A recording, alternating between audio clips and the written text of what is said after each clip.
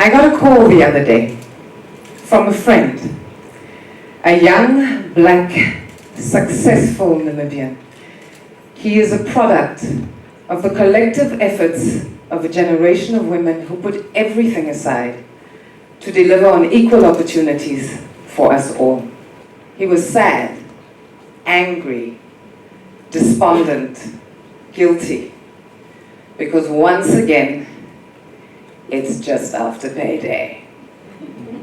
Plagued by phone calls from relatives, asking for assistance, lost for how to say no, and caught between the pride of being his ancestors' wildest dream come true, and the pain that his hard-earned dollars disappear so fast. He feels undervalued, he feels abused, and he is cast aside when he says no. I too am a product and a driver of the collective efforts of my grandmothers, my mother, my aunts, and so many exceptional other Namibian women. They were from the silent generation and the baby boomers, but they were united in a cause that they were willing to die for and unwilling to live without it being achieved.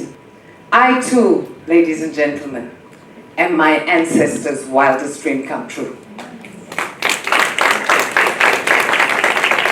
I am a second generation of intellectual woman. I was raised by some very serious women and men, people who delivered on the promise of freedom for my land and my people in my lifetime. I'm acutely aware of the wisdom on which I stand.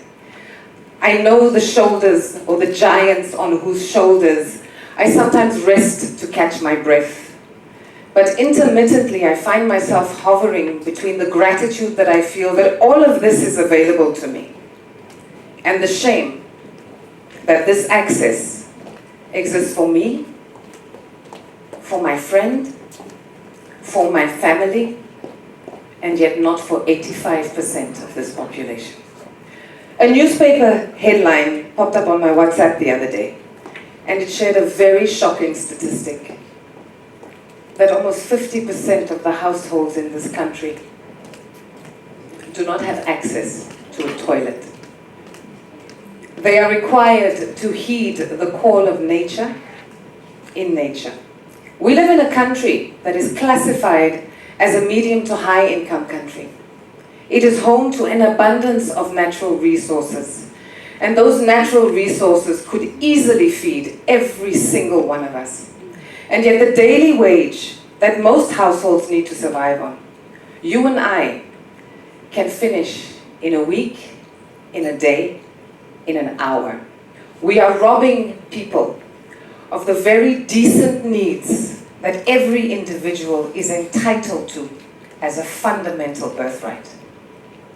A vast expanse of a beautiful land and landscapes, caught between two very different worlds. It actually sometimes reminds me of a human with bipolar tendencies. My life's work is about providing people with a platform to experience the best versions of themselves when it comes to their money. And yet daily I ask myself, how is it that I can contribute sustainably to financial freedom? After all, is this not the platform that I have? Yet, I live behind high walls adorned by spikes, separating myself from the very people for whose independence was fought. I used to think that my people are plain lazy, that we have access to exactly the same opportunities, but we make different choices about how we will use them. I sat in my high tower and I judged my people for not fighting for their economic freedom, for sitting back and expecting.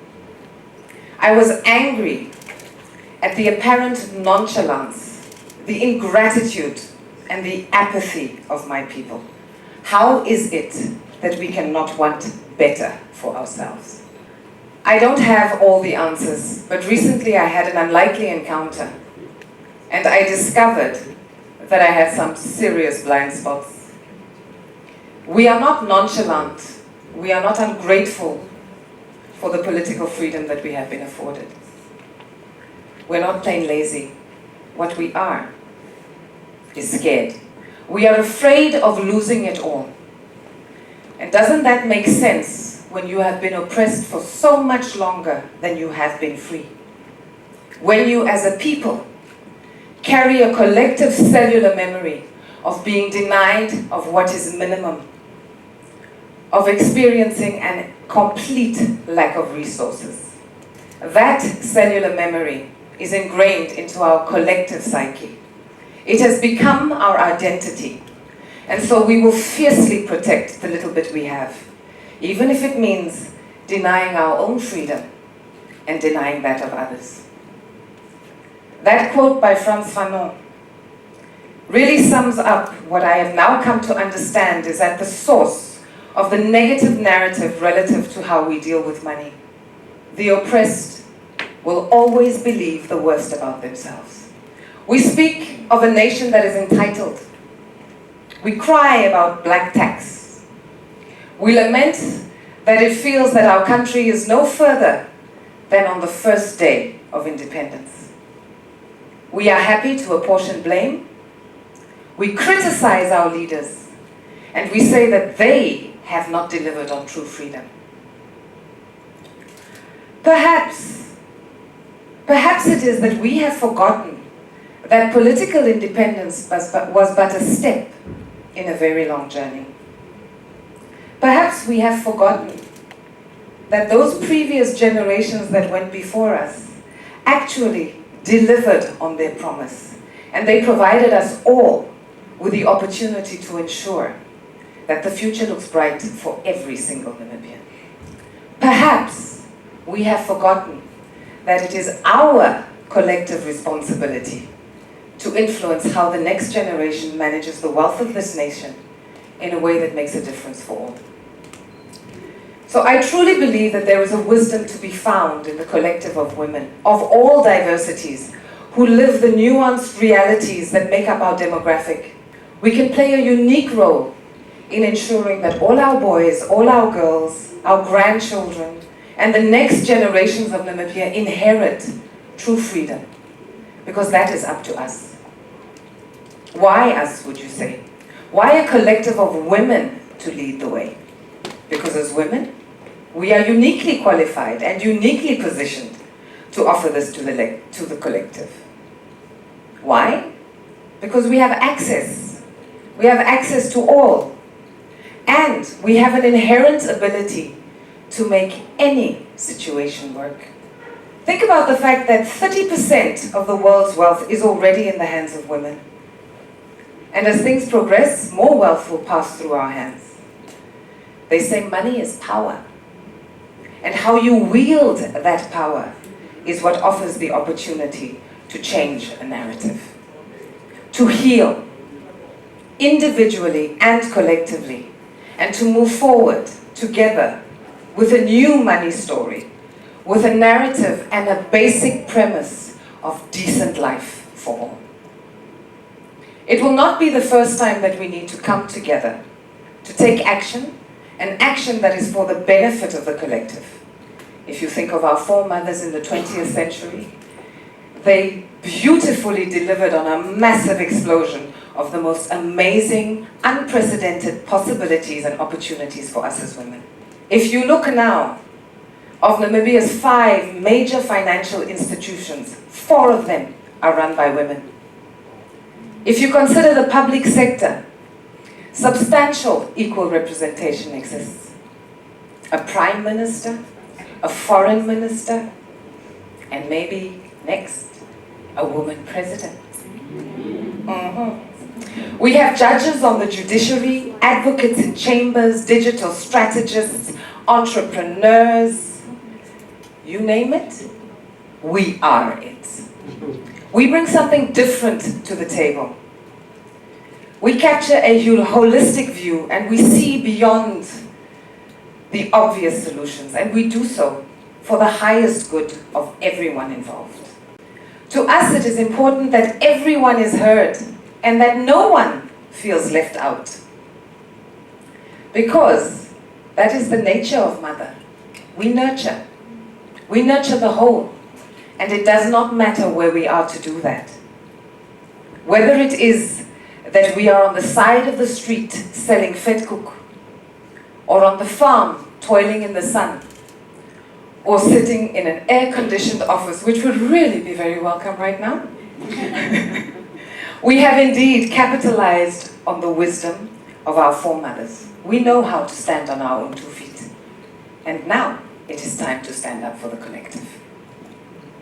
In sharp contrast to the clear advancement of women in all sectors, there is another brand of women.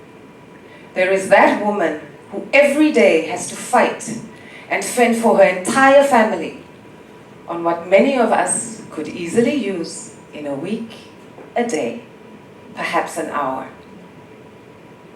Over 70% of Namibian households are run by women, and they do so alone. They leave early in the morning, they make sure their children get to school, and then in the evening, they spend those very precious few hours with their families. So what do these two contrasting worlds have in common that can collectively support the achievement of economic freedom? A quest that remains ours. Clearly, as women, we know how to handle the day-to-day finances. In fact, we've been doing it forever. We are very confident in that area. We know how to make $1 last. Think back to your own youth. What did you see your mama do with money? You saw her make magic. You saw her multiply those dollars in ways that till this day you probably cannot fathom or understand. In the great wealth transfer, women are inheriting more. And a total of $30 trillion will be passed down from baby boomers by inheritance.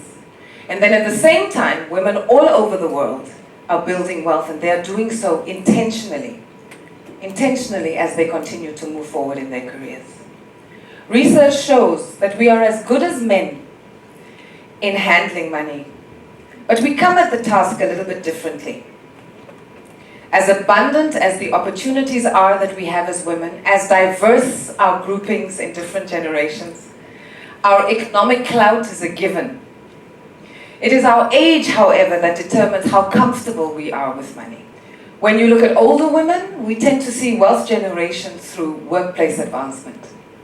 The younger ones have a tendency of seeing wealth generation through the opportunities afforded to start your own businesses and manage them successfully. Younger women, we say, are more confident than the Generation X's. They are more comfortable with a variety of financial issues. We, the elders, we just want to be sure we can retire right and take care of our kids. But rather than seeking to identify what our differences are, which in themselves could actually come more from the environment that we are born into than our gender itself, it's more valuable to note what our similarities are, and to remember that as women, we consider our finances relative to our life goals.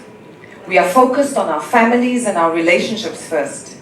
We are more concerned as a majority with the non-financial impact of our wealth.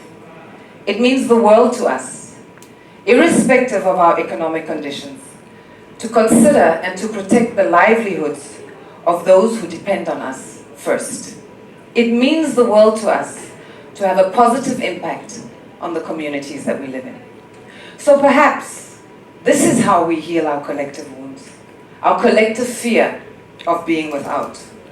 Perhaps it is by bringing together the best attributes of the baby boomers, the confidence of the millennial, and the discipline of the Generation X. The time is now. Sharing the responsibility, all whilst ensuring that we nurture a sense of personal responsibility in all. We have an unprecedented opportunity to harness the energies, the collective energies of women from different generations, because we share a common vision of purpose, of inclusion, and of economic opportunity. It is up to each one to teach one, to use the tools that we have to empower those around us to access the same foundation of freedom in the true sense of the word. And whilst it may not be up to us to take people out of poverty, to enable them with handouts on the daily, it is up to us to empower others, to share the tools, to encourage and to applaud the behaviors that underpin a positive approach to wealth, the attitude and the skills that are required to create a new world, a world in which we all collectively benefit from the fruits of our labor. It is up to us to influence that mindset shift because we have direct access to each and every Namibian boy and girl. They are born from us. We can direct the way wealth flows. We can teach the tools of leading by example. We can advocate for financial literacy in schools. And instead of shielding our children from our wounds, our challenges, and our tribulations, we can prepare them and we can instill in them a sense of personal responsibility, not only for their own futures, but also for the future of the collective. That freedom for one is nothing until it is freedom for all. We can expose them to good habits and the values of self-discipline and consistency that make and ensure that transformation is sustainable. Because after all, as women, we are redefining the legacies we want to leave. We have a far stronger social focus. And that is further proof that money serves as a great tool, a means to an end. And the end that we choose is freedom for all. So until we take personal responsibility for the collective freedoms of all, we will continue to be oppressed, we will continue to be run by our fears, and we will get that which we focus on most. But there is an alternative. And that alternative is to develop and maintain an acute awareness that these are just blockages, that when we see them and acknowledge them, they will set us free. And our humanity will have a brand new canvas. And for the first time, we will be able to create so that soon enough, each and every one of us can express from our core that Namibia is indeed the land of the brave. Thank you.